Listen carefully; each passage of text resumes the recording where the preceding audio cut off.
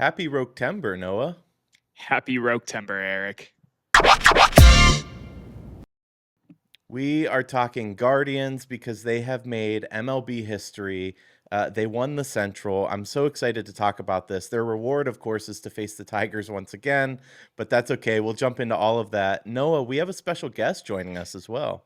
We do have a special guest. She is known by many as the Queen of Cleveland Gymnastics, the staple, the student of the student ballpark pass to get into Progressive Field. We are bringing in 216 Alyssa 216. How you doing, buddy? I'm doing great now that we're heading into Rooktober. That was quite the intro you got, too. Yes.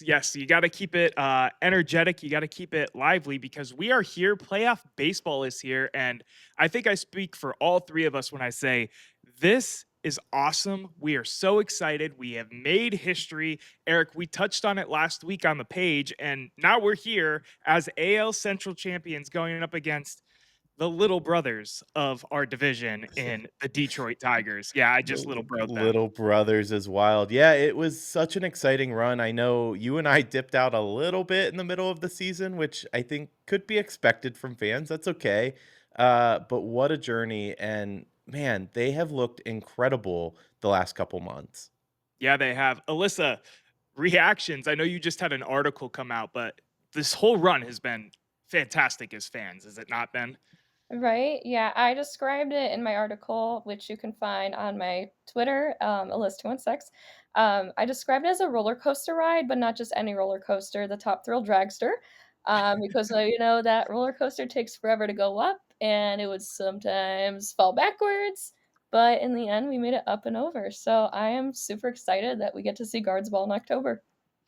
I am so excited for this playoff series against the little brother Detroit Tigers. But there's one thing that's really bothering me about this series, and I'm curious if it bothers you guys. 1 p.m. start for all three games. We couldn't get any credit after that run. Any thoughts, guys? Yeah, I mean, two small markets, you're gonna see that. We see it every year, every time the Guardians make the playoffs. Hell, we even see it with the Cavs sometimes. We're a small market. That's what we get, and we get that treatment. But if we show up, we can show them exactly why we deserve the lights. Yeah, when they released the start times before all of the official seatings and everything were announced later on Sunday, I was like, what are the odds that we get prime time over the Yankees? But I mean, I personally would rather watch another AL Central matchup. You don't know what's going to happen than Boston Yankees. Boring, tired of it. Give me the AL Central. The It's AL been Central has been awesome to watch all year, I think, prior to the trade deadline at least. I do want to get into this matchup because, it's interesting. You have two really small clubs that play small ball. Neither one are known for power hitting, especially the Guardians that have perfected that quote unquote guards ball. What do you guys expect? So, Detroit has one ace. We know who he is. He's Tarek Skubal. He's a hell of a pitcher, likely a Cy Young once again. So beyond that, I mean, game one is so important. What do you guys expect? Are we going to get the best of him again, or is he going to, pitch seven shutout innings and we have to scramble in the eighth and the ninth? I think it's interesting that this is our third time in 3 weeks facing this team and their third Yeah. time facing him in that stand. But last time we faced him, he kind of fell apart with, especially with all those infield balls. Nothing ever got out of the Right. infield. So I think he's going to be much better, much more on his A game than he was the last game. But also, the Guards could have a bit of a surprise on the lineup that the Tigers and nobody has seen yet. So I'm very excited about the potential of Chase DeLauder. I was going to say, I will layup right now because Chase DeLauder and Dom Nunez, who played some catcher for us over the summer, obviously 30-year-old, kind of just the third string catcher, but both of them were at practice today at Progressive Field. And a Chase DeLauder bat coming into this series or potentially the ALDS after that, if we go ahead and win, which I will put my prediction right now and put that out there and say I think they're going to win because they're the hottest team in baseball, and Detroit is arguably the coldest team in baseball. But Chase DeLauter potentially coming in at the postseason to be yet another spark for what has been a hot team. Really, really interesting to me. Yeah, and I've loved him since he was in Lake County. I have a signed picture of him and Kyle Manzardo from the Arizona Fall League 2 years ago. So this is a moment that I've been waiting for a long time, and I know a lot of other fans are. So just when we thought like things couldn't get crazier with this team, things are getting crazier, and I'm really excited about that. So I think you're right, Alyss, in that we're going to see both of those guys. But I also think you're right in that Tarek Skubal's going to be on his A game. Noah's showing the clip right now. He was emotional in that game for obvious reasons, and I don't think that's going to happen again. That would be pretty wild if it did. But there's a guy on the other side of the ball on our team called Gavin Williams who's been lights out for us as well. So I expect kind of a pitcher's duel at least to start this game. I am so excited to see Big Rig pitch in a big moment with how hot he has been. I remember fondly the game where he almost pitched the no-no. I had the pleasure of working from home, so I could turn my TV on, and while I was typing up work and doing that, I could look over and watch almost history be made. And I'm curious to see how well he's going to look in this game one. He was obviously named the starter for the Scooble matchup today at 1 p.m., mind you, when this video comes out. And I just can't wait, man. I cannot wait. Playoff baseball is unlike anything I've ever experienced in any other sport.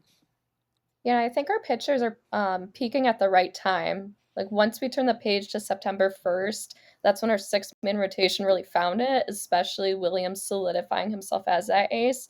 And Tanner Bybee has gotten really good too. And I haven't seen him pitch yet this season at a game, but I'm going to game two. So I'll finally see him then. So hopefully he also settles into how we've seen him in September. I wish I had some pennies in the PTO bank to make it to one of these games. So I'm hoping we make it to the AL DS so I can get some tickets and show up and show out for the boys of summer who have turned into the boys of fall, especially with how I know it's not your team, Alyssa, but our team here on the pod, the Browns have been playing as of late. Hey, listen, we're Lake Erie bros with the Bills at least, so I can get on board with that. For game three, who do you think's getting the ball for us? Because I would have said Parker Messick, but after his last outing, now I'm not so sure. I think they announced it as Saccone, Oh, they did except I think officially? yeah, his leash should be shorter than the other 2, but as long as, if it comes to a game 3, as long as Bybee and Williams are on it, then we should have, like, a good rested bullpen to take care of it if needed. Noah and I did talk last week. When you get to playoff time, you talked about that six-man rotation. It's not like those guys are just done. They could come in as middle relievers if needed as well. Yeah, especially I was with you until we saw Messick play on Friday, which I believe was after our last guards episode came out here on the page, and he had a rough one. It wasn't Friday. When did he pitch last? Was Thursday. it Thursday? Okay, so it was the day that our guards episode came out, I believe. He had a rough one his last outing. So I don't blame them for going to Sassoni, especially because he has looked pretty good down the stretch in comparison with, Bybee and Williams. They've all looked good, don't get me wrong. Someone I'm looking forward to, though, in the bullpen is seeing, you know, I don't know if he'll get put there as the series gets longer, but Logan Allen coming in like a relieving role could be interesting to me. I know he's had his ups and downs, but in short spurts, he could be a good one. Yeah, I could even see Joey Cantillo at least for, like, Thursday piggybacking off of Saccone.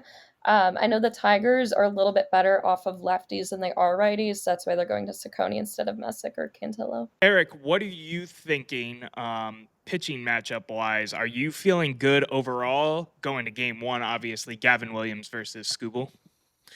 I feel good in general. Listen, I think game one is a toss up right now Yeah. because it's going to be who can take advantage at the right moments. And in the past, the Guardians haven't been very good at that. And it's what's limited us in the playoffs. When you see better pitching, it tightens up a lot. But this team's different. And we've been saying it for, well, a month now. they do take advantage in these small moments and playing small ball. You know me, I'm a big fan of bunting. I'm screaming at the TV when there's a guy on third and no outs for us to bunt him home. And in the past, we didn't do that very well. Now we're doing that. So, really, for me, it's going to come down to who can take advantage of those small moments. But even if we were to lose game one, which I don't think we are, I still have the Guardians in three at that point. I think the first inning for each game is going to be crucial because I feel like what our starting pitcher does in the first inning really sets the tone for the team. Because we've had games, especially within the past week, the last time we faced the Tigers, where we come from behind, but when that starting pitcher, I know we saw it with Messick, we saw it with Saccone, when they give up a couple of runs in just that first inning alone, it seems like we struggle to get the lead again and win that game. So hopefully, like as long as the first inning's clean, we should be good. You know, something that you jogged my mind on that piggybacks off of your take about them coming from behind. I know, obviously, against Scooble, we don't want that. But you know what the statistics show for the Guardians with, for example, two outs in an inning? Oh no. 287 batting, second to only Milwaukee. Okay. Out of all of their hits in September, 50 of them were with two outs. That would make them tied for runs given up plus runs earned if you took out those two out runs. So for some reason, Interesting. this team gets hot when there's two outs on the board. I They don't like know the why. pressure moments. I guess they do. I guess they do. Do you know who our best clutch hitter is? I don't know if he's still at the top, but it's been Gabriel Arias. It has been for the most part. I would put it to maybe Rocchio after that 3 run I mean, homer it's to we're end the going into season. Rocktober, so it's gonna have Right. to be. I want to get your guys' take on home field advantage because I don't know if you watched the Detroit Boston game to end the season, but they weren't trying very hard to win that game, which I find interesting. It's almost as though they just didn't care about home field. Do you think that's going to play an impact in the series? I mean, with the distance, I could see a decent amount of Detroit fans showing up, but considering that Guardians fans in the past week were showing up and selling out the stadium day after day, and I was there Saturday, like you could feel the energy, everybody was on their feet. I think it will make a difference because it gets loud in there, and I know Scooble said in his last start when he was like startled and stuff, he said it like it was really loud there, and, like, that kinda affected him a little. I agree with what she's saying. I do get a little bit nervous because of the 1 p.m. game Tuesday through Thursday, and it being a very working class city and people not being able to get to the game because they have to prioritize work. That's what you have to do. But I was there on Thursday for a poor game from Parker Messick, and then obviously they went end up and lose that game. But the energy was still electric. Like at a drop of the dime, the crowd was ready to pop and turn and go crazy for the Guardians. So I do think that there's going to be a little bit of a factor with the home field advantage, but I'm nervous that it's going to get taken down just a notch because of the poor placement of the games. MLB, why can't we just have games at the same time? Like, let the viewers choose instead of just basically alienating us who actually want to be able to go to these games. I don't care about watching the others anyway, I don't watch the Yankees. Right. See, I gotta disagree a little just because when it gets to October baseball, I like watching literally every single game. American League, National League, like it doesn't matter. I'm gonna watch it all. There's just it's in the air. It's something different about this time. Listen, if the NFL brand can put on multiple games at the same time and get me to bring my second TV to my living room to watch both of them at the same time, I can do the same for the MLB and not have to overthink this. I'm a Eric, big fan of dual screens. that was what I was doing on Sunday. Eric, you asked about home field advantage, though. What are your thoughts about home field and all of that going into this matchup? Yeah, I think it plays a role, definitely. I'm gonna disagree with you a little bit. I've been at these 1 o'clock playoff games that the Guardians slash Indians have played over the years, and it's usually a rocking atmosphere. I don't know who's taking off work or how the logistics work, like you said, very blue collar town. But when the guards put out a performance and put a team on the field that we can cheer on, we show up. Just like Alyssa was saying, towards the end of the season, they are willing to show up. There's a reason in the late 90s they held the record for most sellouts because that fandom's there. And yes, it helped that the Browns weren't in town at the time. Um, but I don't think that matters. So I'm looking for a great atmosphere, and I think it will make a difference, especially when we talk about Tarek Skubal. What you need to do with him is really challenge his command and go deep in the count, and hopefully try to get to that bullpen earlier. And an atmosphere is just going to help with that. I'm not trying to get us too excited, and I don't want you to guys to look at the other statistics that are out there for the two starting pitchers that are playing in this game, Scooble and Williams. But Williams is 2-0 in his starts against the Tigers, and Scooble, while he's played more games against the Guardians, is only 1-1. So just putting that one out there. Noah, I have a question for you. So remember for Cavs playoff games, we would have the fat heads that we would put behind the opponent's basket. Yeah. I think that tomorrow, or I guess the episode's coming out today, for game one against Scooble, they should have Lane Thomas fatheads behind home plate. And maybe this is too soon. Maybe just David one Fry. picture of David Fry with the Band-Aid holding the flag after we clinched the division. No, I'm all the way here for it. I've got to, when we talk Guardians, we've got to throw a shot at the Dolans being cheap at least once every show. So I'm assuming that the Dolans don't want to pay for fatheads to put behind Right. It's not their the home budget. plate, No but chance. I love the idea 100%. I want to get your predictions in general. 2 games, 3 games. I mean, obviously, we're all picking the guards, but how do you see it playing out? In my heart, I would like two, but knowing how crazy this season has been, I would not be surprised at all to take it in three. I Noah. will double up on that as well. The Guardians, for some reason, struggle to win series and sweep series at home. So I could see them giving up the Scoople game and then just taking care of business Wednesday and Thursday because I do think we're the better and the hotter team right now. But I also feel confident that they can take care of this and move on to the ALDS and play the Mariners, which is, of course, our next matchup if we do win this game. So I'm saying three, but I wouldn't be surprised at two. Erik. I think it all depends on game one. If we take game one, I think we win it in two. If we don't, we win it in three.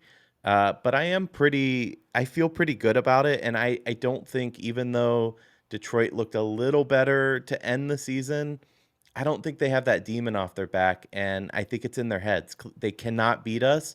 And I think they're going to be thinking about that. And a team that pretty much collapsed down the stretch, I also think that they have more to lose because this is just like extra innings baseball for us. It's great.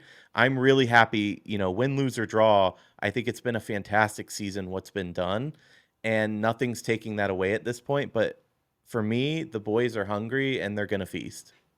I am so excited for this series to start. I am so upset I am working in the office today when this video goes out, so I don't have my beautiful 75-inch TV to watch the Guardians. So I'm going to have to be huddled around with some of my coworkers on my MacBook screen. But this has been an awesome season. And just one more time, because we haven't officially touched on it, everybody's reactions 15 and a half games back. We are American League Central champions. How are we feeling? Can you believe that this actually happened? Erik, you were on the hype train, arguably more than me after we turned the thing around. But did you believe? Did you always believe? Alyssa, I want to know if you've always believed because you're not always here on the page. I'm a hopelessly optimistic fan, even when there's really no optimism to be had. Back in July, during that 10-game losing streak, I kind of don't really want to go to games anymore. I'm not having fun. And then the next day I bought tickets. So I feel like a part of me like always believed, but I got to a point where I was like, okay, whatever happens, happens. And then September was just quite literally a whole different ball game. And I had a certain Detroit fan try to tell me that we didn't deserve to be champions. We shouldn't be the league or the central champions. And I feel like that's more of a diss to the Tigers. Right. Because that's not the flex you think it is. No, we shouldn't have come back from 15 and a half games. Nobody else in MLB history has done that. But if anybody was going to do it, it was going to be the Cards. Erik, Yeah, I mean, I think it's so hard to put in perspective what coming back from 15 and a half actually means. Like, yes, we needed the Tigers to collapse, and I agree with the list. Like, that is not the diss that guy thought it was. But at the same time, we had to play really good baseball, and we did that. And it's a testament to, we talked about it a couple days ago, Noah. This team in the darkest days of July and August, they were talking about how it's a long season. We haven't given up. And at the time, I called bullshit. I'll be honest, because what else are you going to say, right? You're not going to say, no, we suck. We're kind of packing it in for the year. I thought it was lip service, but that dugout and that team never stopped believing. And I feel a little shameful that I did, to be fair, MLB history. Um, but they worked and they did their thing. And I can't remember, maybe the 22 game win streak. Other than that, like, I can't remember a time that it just felt this special, yeah. because this feels like a team of destiny, and I hate that saying, and I don't know what's gonna happen, and if we do make it through, we have a lot of tough teams to play, but it just feels different, and for the first time in years, I'm saying, anything can happen. Maybe this is a team of destiny. This is a team that had everything that could possibly go wrong, and we were just at a point where we had nothing left to lose. Like, no, statistically, we shouldn't have gotten here, but we did. So, if we just continue playing our brand of baseball, like who knows where it could take us. I was not a fan of the guards ball hashtag and the guards ball branding at one time, especially when we were losing the 10-game lose streak, Right. obviously the Class A I investigation, would the use it opposite. Like when like all that happened, I'd be like, "Well, that's guards ball."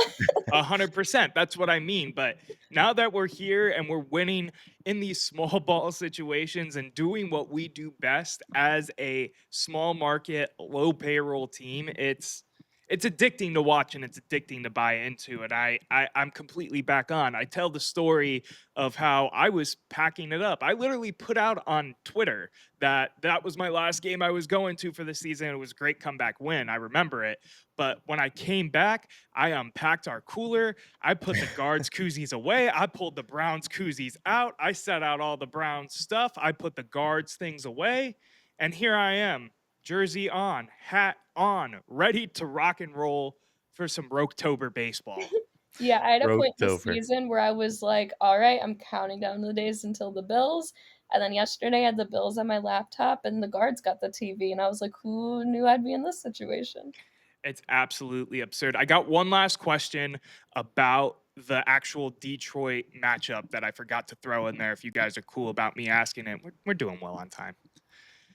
Hitting is obviously going to be a big thing in this. Is there any batters that for Detroit specifically that you are nervous to see up go up against Cleveland? I feel like they're kind of a scrappy team like us in that regard, that they don't have fantastic batting, but I want to highlight some of Detroit's side of this as well. Yeah, for me, I would say, maybe Riley Green.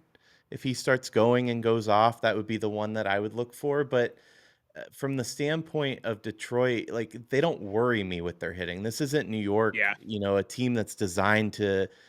The problem with power teams is that they can just erase that deficit like that, and that's not Detroit, so they don't worry me. But if Riley Green gets going, he could have himself a game or games, and that would be the guy that I would look for. Yeah, I would agree with Green. I could also see guys like Carpenter, Torkelson, even though that like it doesn't matter how some of these guys play. If they have been in the AL Central for a minute, they seem to hit a lot off of us, and I think we saw that especially in our series there. But I think yeah, a lot of these guys are like our team. They're scrappy, and anybody could hit anything at any time. So. Yeah, you guys mentioned the two people that I was highlighting, which is Riley Green, who's their best hitter overall in the season.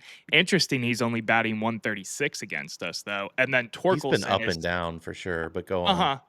Torkelson is their best batter against us, though, and he's batted 245, 12 hits, 3 home runs, 4 RBI. So those are the two that I'm kind of keeping an eye on. But I agree with the sentiment that this is on their pitching staff, and this is going to be um, that's going to be the highlight of this matchup in terms of if we're going to pull it off, or should I say, and be positive for once when we pull this off. Well, take it the other way because I want to hear who you think needs to be that X factor for Cleveland. I'm gonna steal your thunder, Noah, just because I know you love him. But if Bo Naylor can break out, that would be huge. My boy has had an awesome September, so of course that would be my answer too. But my real answer would be any given Guardian, because it seems Okay. like they all step up and do, their job when it's time. I mean, we're talking about Rokio. I almost said Roktober because we've been running with the pun this That's where we're show. going, though. Right. Rokio hitting the game-winning home run. CJ Kafis has had moments. Bo Naylor's had moments. I mean, it really is any given Guardian. You got to highlight, Alyssa? Yeah, I definitely agree with that, especially, like, Rokio and Naylor were guys who were really big in us getting to where we are now.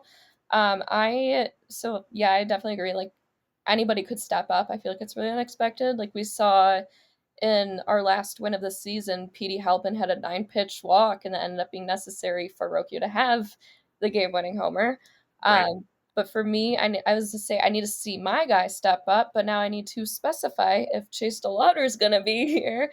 Kyle Manzardo, I think his bat's gotten a little bit cold. I think it helps when he is at DH. I think it would help if he had a full season under his belt at first before we could like fully trust him there. And I think DH is where he should be right now. I Yep. think if his bat can wake up, it's really important to have him, especially cleaning up after Hosey. So if they want to walk Hosey, okay, fine. Kyle can hit and Hosey will run home. Right. One last just kind of fun. We obviously set the MLB record 15 and a half back. We also, for the first time in club history, walked off with a hit by pitch. Any kind of funky win like that are you guys expecting? I could definitely see it at any point in the playoffs just because it's so guards ball of us Yeah. to keep it that way. Like I could see a bunt single for a win if, pitcher catcher aren't ready. Like Yeah. I'm ready to see something crazy and I want to see something crazy. It's fun. I personally will put a prediction out there. Okay. I cannot wait for Tariq Skubal to long snap that ball all the way to right field, like he almost did in his last time that he came up, because he was trying out for the Lions or something in between the legs. So that's how we're gonna win the game. I I want to don't see know. Austin Hedges take him deep. Fair enough. That I would love to see. I think if you, I know you can't bet on it, a list, but if you could, those odds would be pretty steep. I can. Oh, you can? I Okay. can, yeah. But no, last year I had a parlay going and it was a Cleveland it was either against Detroit or the White Sox.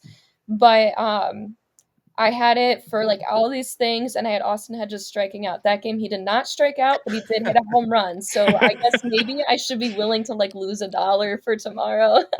Yeah, Listen, I that's will fair. send you a couple bucks if Hedges is the starting catcher for you to bet that he strikes out, so that way we can see a home run. I will gladly Venmo you some dollars for that one. Austin Hedges strike out. Let's go.